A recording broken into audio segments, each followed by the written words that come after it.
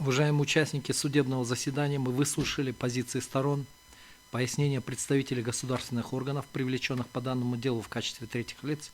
На этом исследование материалов по делу Мамбетхазиева Адлета Орузбековича считается оконченным. Предоставляется право заключительной речи. Пожалуйста, Адлет Орузбекович, пройдите к трибуне. Вам предоставляется право заключительной речи. Уважаемый суд, поданное мною ходатайство, а также дополнение к нему я полностью поддерживаю. Остаюсь на тех же доводах и позициях и прошу признать неконституционным и противоречащим части 1 статьи 60 Конституции Крымской Республики, части 1 статьи 10 Закона Крымской Республики от 9 февраля 2024 года об амнистии. И также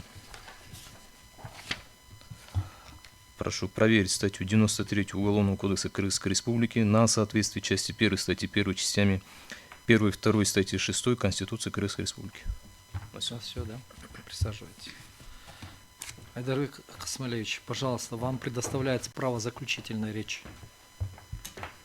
Спасибо. Уважаемые участники Конституционного судопроизводства, уважаемый председатель, мы выслушали всех приглашенных лиц. И я хотел бы обратить внимание, что вот я остаюсь, ответчик остается при своем мнении. И вот пример я приведу, что закон об амнистии от 19 июля 2011 года за номером 114, тогда еще был подписан президентом Отумбаевой, там статья 13 гласит: возложить исполнение наказания на органы следствия и прокуратуры в отношении лиц, дела о преступлениях которых находятся в производстве этих органов. Второе. На суды в отношении лиц, дела которых находятся в производстве суда. На начальников исправительных учреждений, где отбывает наказание осужденные. Также четвертым указывает пункт на условно, то есть на осужденных, на четвертый, на исполнительные органы, где отбывает наказание общественной работы в местах гражданских, то есть на свободе. И в пятом пункте указывается на командование воинских частей, где осужденные находятся в дисциплинарной воинских частях. Поэтому то, что здесь передо мной выступили представители органа прокуратуры и МВД, то, что закон применяется только судом, это я считаю неверным, потому что вот раньше в законе четко указывались, что вот это, на кого возлагается применение данного закона.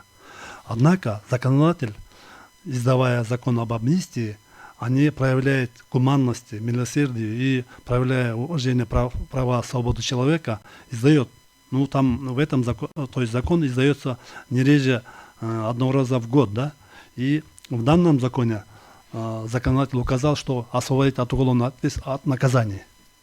Прямо там. А раньше издавались законы от уголовной ответственности, от наказания. Однако, поскольку от уголовное наказание, вот так и гласит данный закон, который обращаясь сторона ходатайствовал, да, и в данном случае надо трактовать так, что применять данный закон обязаны и органы следствия тоже.